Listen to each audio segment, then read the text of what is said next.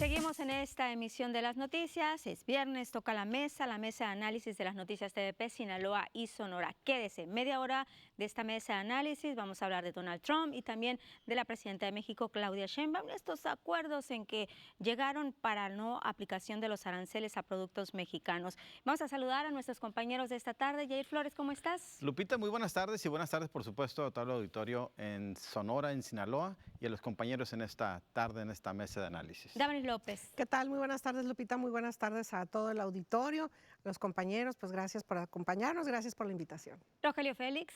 ¿Qué tal? Buenas tardes, Lupita. Un saludo a la gente que nos está viendo esta tarde en Sonora y, por supuesto, en Sinaloa. Bienvenidos a esta mesa de análisis, como siempre, temas interesantes. Oigan, compañeros, ¿ustedes qué opinan? ¿Cómo vieron o cómo han visto la postura de la presidenta de México, Claudia Sheinbaum? Porque estábamos a nada de la aplicación de estos aranceles a los productos mexicanos, un 25%, pero con una llamadita se pusieron de acuerdo y por lo menos suspensión un mes. Jair. Pues mira, yo tengo la impresión de que volvimos al principio simple y sencillamente en estos cambios erráticos que ha generado en su discurso el presidente de Estados Unidos, Donald Trump.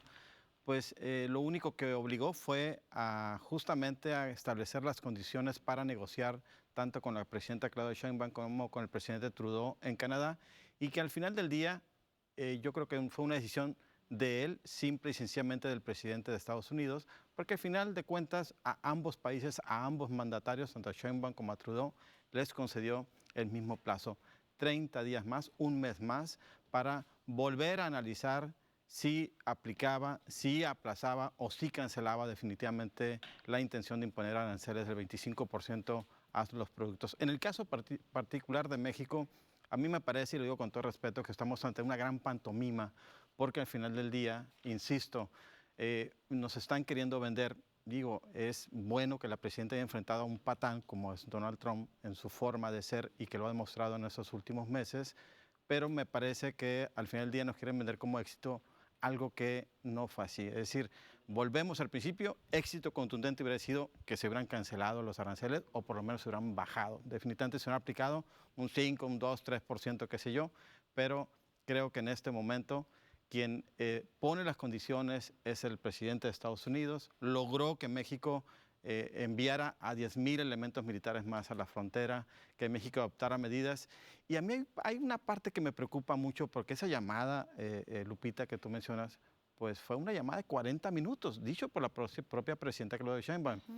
¿Qué sí nos han dicho, pero qué es lo que no nos han dicho de los acuerdos tomados en esa llamada, de la cual no se han dado a conocer muchísimos detalles? Esa es la parte que ha generado mucha especulación y, por supuesto, mucha preocupación en el país, porque evidentemente después de esa llamada hubo acciones militares muy evidentes que empiezan a generar la percepción de que la presidenta pudo haber cedido algunas cosas para efecto de que el presidente o la Casa Blanca en Estados Unidos iniciara acciones contra grupos de narcotraficantes sobre el crimen organizado en este país, a partir de que fueron clasificados ya como grupos terroristas. Es la parte que está preocupando mucho, insisto, que es lo que no nos están contando de esa llamada entre ambos presidentes. Y es que se están ahí surgiendo muchas interrogantes, esto está comentando Jair, pero la presidenta dice no hay que especular, hay que esperarnos tantito, y ella confía, Damaris, Rogelio, en que van a hacer una suspensión en definitiva la aplicación de estos aranceles. Es que hay una cosa, coincido con Jair en el sentido de que no es un triunfo total, es una pausa.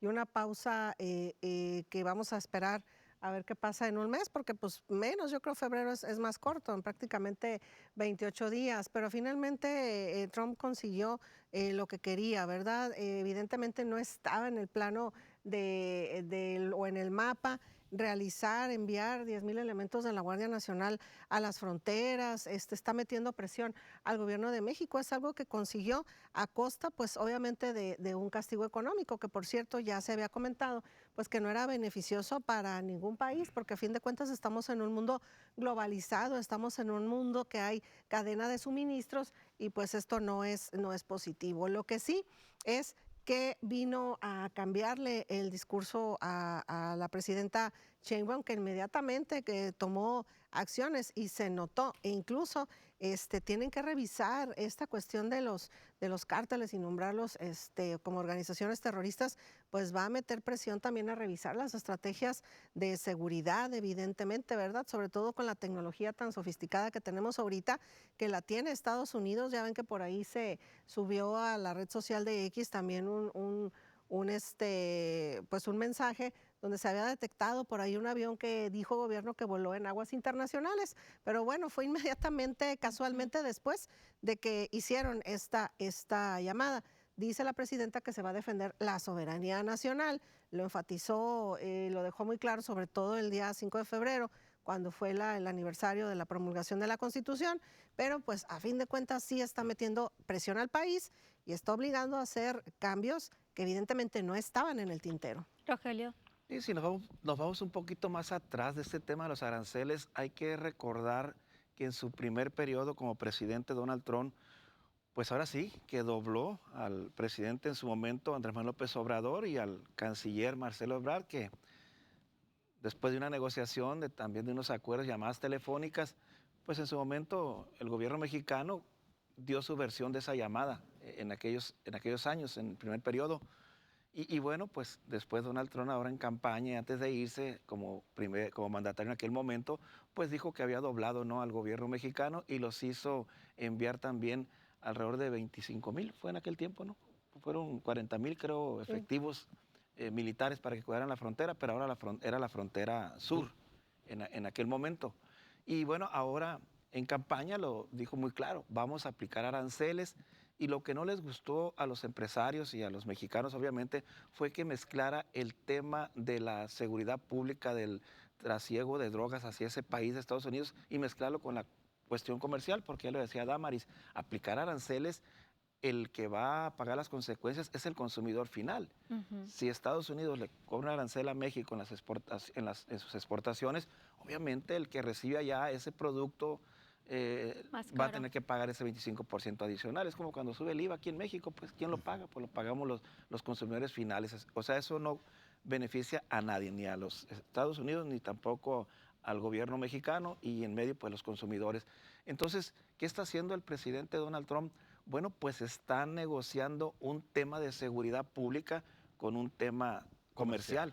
Y es lo que no les ha gustado a los empresarios mexicanos y no nos ha gustado tampoco a los mexicanos. Entonces, esto va a dar todavía de qué hablar. 30 días ya corren y contando, pues son muy pocos, ¿no? Son muy pocos para llegar a un acuerdo. Los agricultores, hablando particularmente de Sinaloa, pues se están comiendo las uñas, ¿no? Se están comiendo las uñas porque ellos saben que en este corto tiempo ven difícil que se puedan atender algunos cuestionamientos, algunos temas. Yo lo veo pues difícil, a lo mejor no va a ser el 25%, a lo mejor va a ser menos, pero de que el presidente de Estados Unidos va a seguir atacando con el tema de los aranceles a México, lo va a seguir haciendo. Su interés es de que ya no se esté pasando la droga de fentanilo hacia ese país.